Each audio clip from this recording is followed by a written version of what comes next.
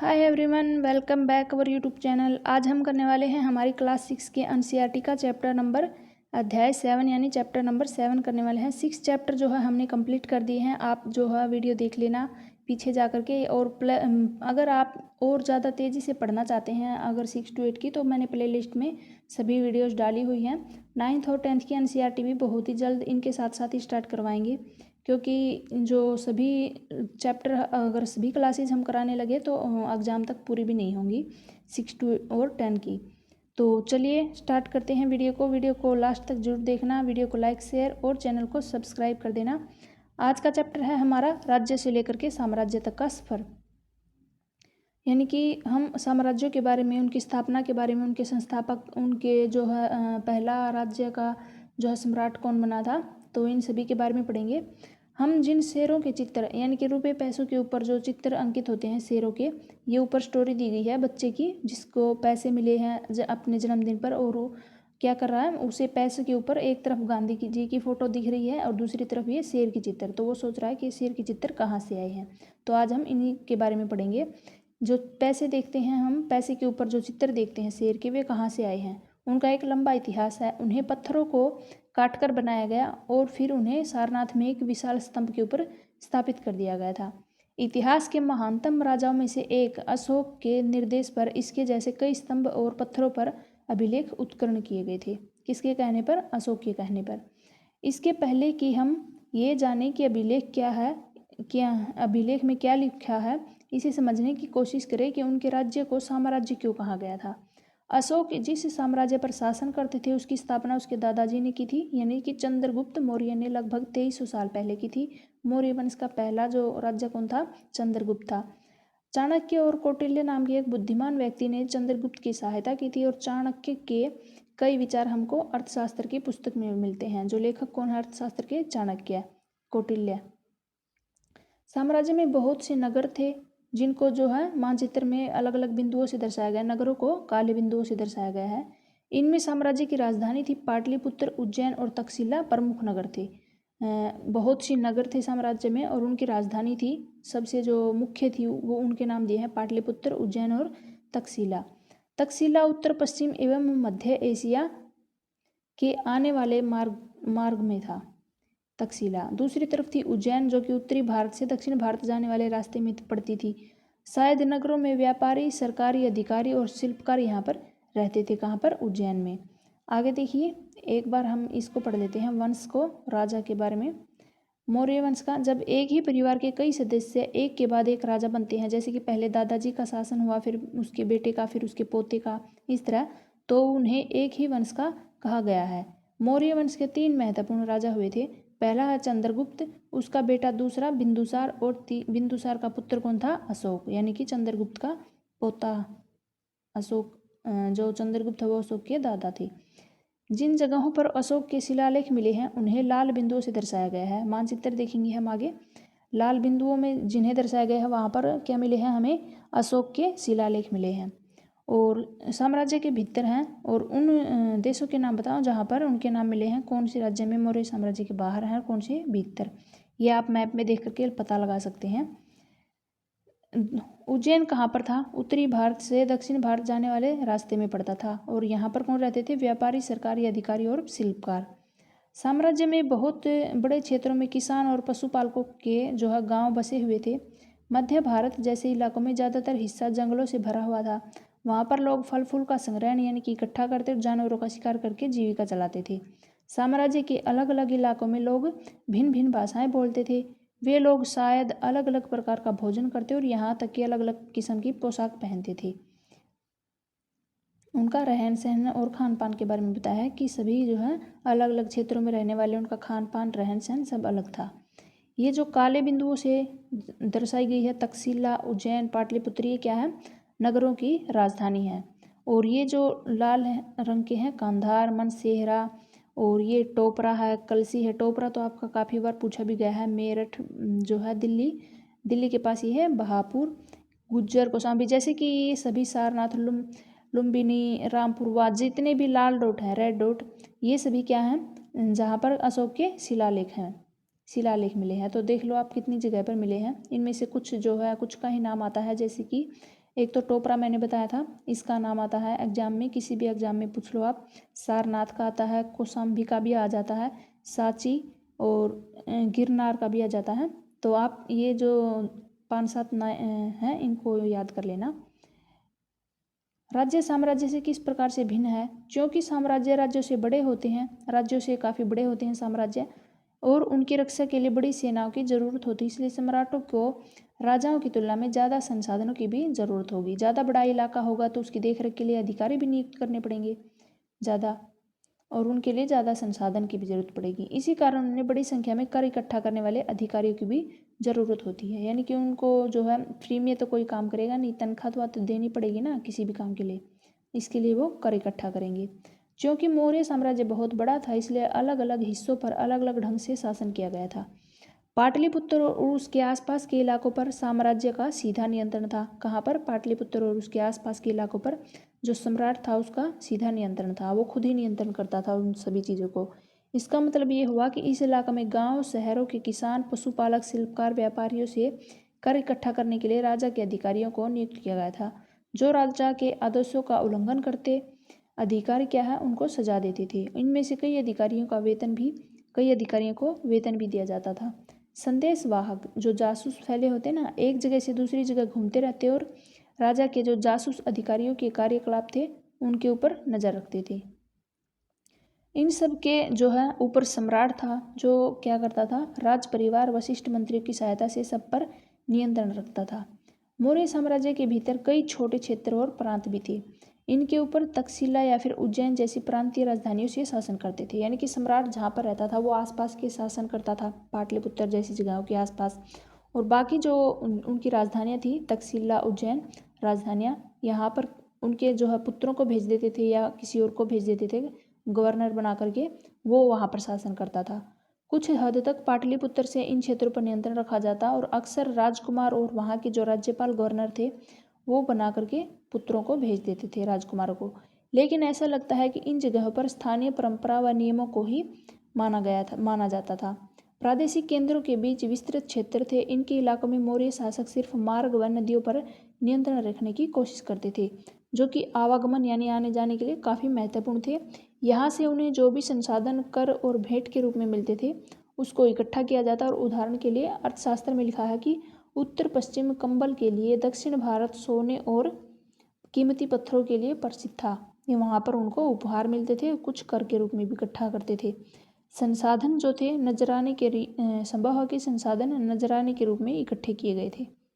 नजराना का क्या मतलब होता है? वस्तुओं का लेन देन। यानी कि कुछ होते हैं हम कि पैसे देते हैं, हमारी इतनी कमाई हुई है, इतने 1000 रुपये कमाई हुई है तो हम इसका 1% दे देंगे, आपको 1000 रुपये दे देंगे। लेकिन कुछ होते हैं कि हमें जिस तरह की चार बोरी आपको लगा लो चावल की खेती हुई है तो आप 1 बोरी जो है उसको दे देंगे राजा को कर के रूप में। उसी तरह सामान के बदले सामान मिलता था और वैसे भी कर के रूप में भी सामान देते थे। और अंत में जंगल वाला इलाके आते हैं जहाँ पर रहने वाले लोग काफ़ी हद तक स्वतंत्र थे। उनसे ये उम्मीद की जाती थी कि मौर्य पदाधिकारियों को हाथी, लकड़ी, मधु, मोम जैसी चीज़ें जंगल से ला करके दे। नजराना क्या होता है? जहाँ कर नियमित ढंग से इकट्ठे किए गए थे जाते थे, वही नजराना अनियमित रूप से इकट्ठा होता था। ऐसे नजराने विविध पदार्थों के रूप में ऐसे लोगों से लिए जाते थे जो स्व इच्छा से इसको देते थे, यानी कि अपनी इच्छा अनुसार देते थे। उनके ऊपर कोई पाबंदी नहीं थी, कोई जो है जोर ज़बरदस्ती नहीं थी कि आपने ये कर नहीं दिया तो आपको जो है सज़ा मिलेगी। उनकी मर्जी होती थी अगर वो देना चाहते थे तो अपनी इच्छा अनुसार। आगे देखिए, ये जो है हमारे ज़रूरी नहीं है। अशोक का एक अनोखा सम्राट। अशोक क्या है? एक अनोखे सम्राट के रूप में किस प्रकार से प्रसिद्ध हुआ था? अशोक मौर्य वंश के सबसे प्रसिद्ध शासक थे। वह ऐसे पहले शासक थे जिन्होंने अभिलेखों द्वारा जनता तक अपने संदेश पहुंचाने की कोशिश की। यानी कि अशोक पहला राजा था जिसने अभिलेखों के ऊपर अभिलेख लिखे थे और उन्होंने जो है जनता तक पहुंचाया था। अशोक के ज़्यादातर अभिलेख प्राकृत भाषा में थे और ब्राह्मी लिपि में थे। लिपि कौन सी थी? ब्राह्मी, और भाषा प्राकृत भाषा थी जो कि आम जनता को अच्छे से समझ में आती थी, प्राकृतिक। अशोक का कलिंग युद्ध, इस युद्ध के बारे में भी जो है सीटेट में कई बार पूछा गया है, एचटेट में भी पूछा गया है। तो ये तटवर्ती उड़ीसा का कलिंग, किसका नाम है? तटवर्ती उड़ीसा का प्राचीन यानी कि पुराना नाम है। अशोक ने कलिंग को जीतने के लिए एक युद्ध लड़ा था, लेकिन युद्ध जनित हिंसा और खून खराबा देख करके उनको क्या हो गया था, युद्ध से वितृष्णा, जो हम बोलते हैं ना, नफरत सी हो गई थी। उन्होंने निर्णय लिया कि वे भविष्य में कभी युद्ध नहीं करेंगे। किस लिए किया था उन्होंने निर्णय? उनके जो है काफ़ी जो उनके काफ़ी अधिकारी हो गए, उनके जो रक्षा करने वाले रक्षक हो गए, उनकी जनता, कितने लोग मारे गए खून खराबा देख करके वो घबरा गए थे, उनको युद्ध से नफरत हो गई थी। इसके बाद उन्होंने शांति का अपना लिया था। किस प्रकार से? अशोक का धम्म देखिए,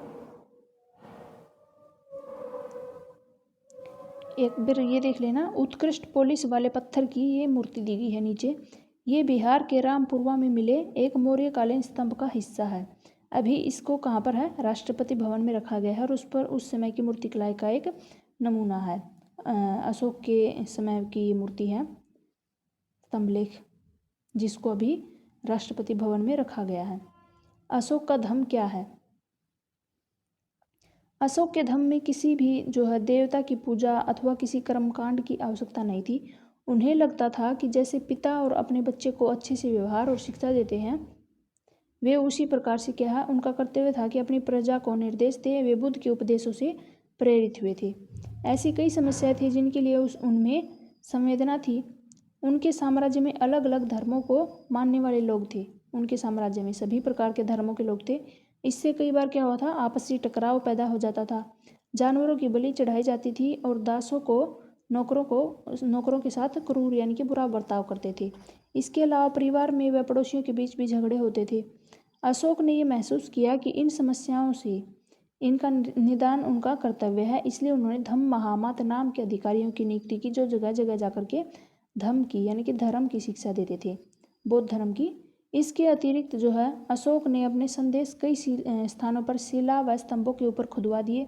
अधिकारियों को निर्देश दिया कि वे राजा के संदेश को उन लोगों तक पढ़कर सुनाएं, उन लोगों को जो खुद पढ़ नहीं सकते थे। अशोक ने धम्म के विचारों को प्रसारित करने के लिए सीरिया, मिस्र और ग्रीस में अपने दूत भेजे। अपने पुत्र महेंद्र और पुत्री संघमित्रा को इसी कार्य हेतु उसने श्रीलंका भेज दिया था।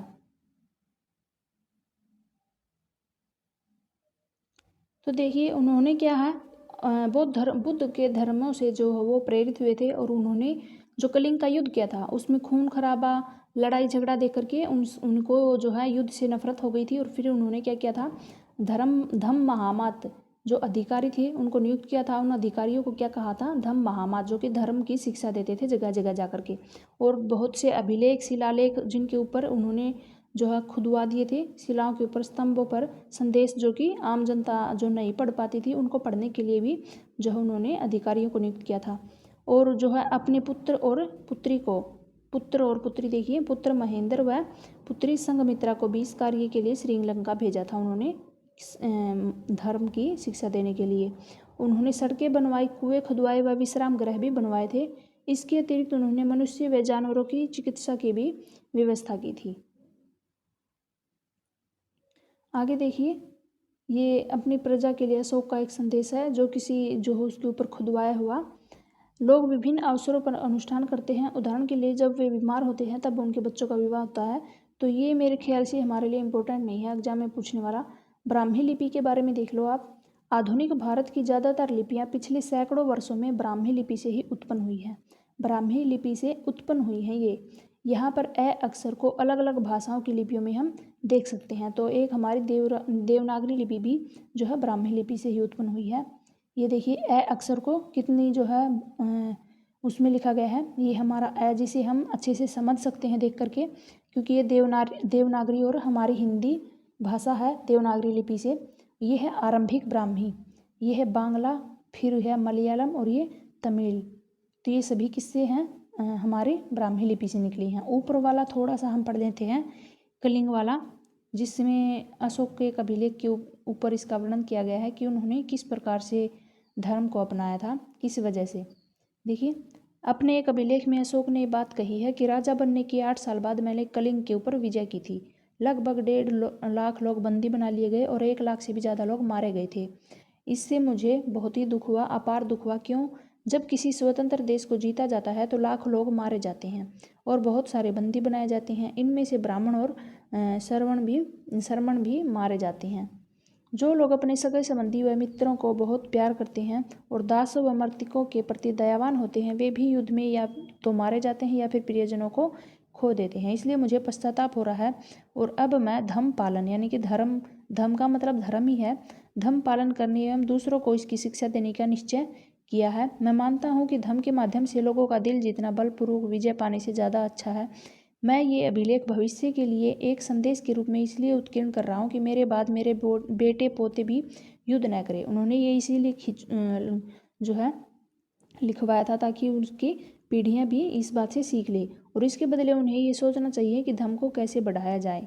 कलिंग की लड़ाई और युद्ध को लेकर के उनके विचार में किस प्रकार से परिवर्तन हुआ, ये क्वेश्चन है। धर्म जो है संस्कृत शब्द धर्म का ही प्राकृत रूप है, पहला रूप। और हमने धर्म के बारे में पढ़ लिया। उन्होंने जो है युद्ध किस प्रकार से युद्ध से घृणा की और धर्म का रास्ता अपनाया। राजधानी के अंदर सम्राटों के बारे में पढ़ लीजिए। जो अलग अलग राजधानियाँ थी, पाटलिपुत्र के ऊपर तो वो सीधा नियंत्रण करते थे। उज्जैन हो गया, तक्षशिला हो गया, वहाँ पर उन्होंने अपने राजकुमारों को भेजा क्या करने के लिए, शासन करने के लिए। मैक्सथनीज जो है चंद्रगुप्त के दरबार में पश्चिम एशिया और यूनानी राजा सेल्यूकस निकेटर का राजदूत था। मैक्सथनीज ने जो कुछ देखा था उसका विवरण दिया गया है। यहाँ पर उनके विवरण का एक अंश दे रहे हैं। सम्राट का जनता के सामने आने के अवसर पर शोभा यात्रा के रूप में जश्न मनाया जाता है। उन्हें एक सोने की पालकी में लेकर जाते हैं और उनके अंगरक्षक सोने व चांदी से अलंकृत हाथियों के ऊपर सवार रहते हैं। कुछ अंगरक्षक जो है पेड़ों को लेकर के चलते हैं। इन पेड़ों पर प्रशिक्षित तोतों का एक झुंड रहता है जो सम्राट के सिर के चारों तरफ चक्कर लगाता है। राजा सामान्यतः हथियारबंद महिलाओं से घिरे होते हैं और वे हमेशा इस बात से डर रहते हैं कि कहीं कोई उनकी हत्या करने की कोशिश न करे। उनके खाना खाने के पहले खास नौकर उस खाने को चखते हैं। वे लगातार 2 रात एक ही कमरे में नहीं सोते हैं।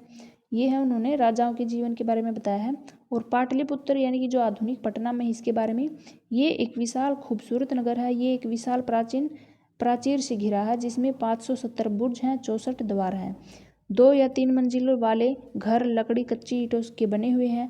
राजा का महल भी काठ से बना है जिसे पत्थर की नक्काशी से अलंकृत किया है और ये चारों तरफ से उद्यानों व चिड़ियों के लिए बने बसेरों से घिरा हुआ है। ये देखिए हमारा आज का चैप्टर इतना ही था जिसमें हमने अशोक के बारे में, मौर्य साम्राज्य के बारे में, इसकी स्थापना के बारे में और किस प्रकार से इन्होंने कलिंग के ऊपर विजय प्राप्त की और फिर किस प्रकार से इन्होंने धर्म के रास्ते को अपनाया। अपने पुत्र व पुत्री को भी जो है श्रीलंका भेजा धर्म की शिक्षा देने के लिए। तो आज का चैप्टर हमारा यहीं पर स्टार्ट होता है। वीडियो को लास्ट तक देखने के लिए थैंक यू जिसने भी देखा हो। और वीडियो जो नहीं देखते हैं उनको मैं अभी बोल कर ही क्या करूँ, क्योंकि वो पहले ही स्किप करके चले जाते हैं। तो जिन्होंने भी देखा है वीडियो अच्छी लगी हो तो वीडियो को लाइक, चैनल को सब्सक्राइब जरूर कर लेना। मिलते हैं कल नेक्स्ट वीडियो में। आप सभी का दिन शुभ हो। Good luck. Bye bye.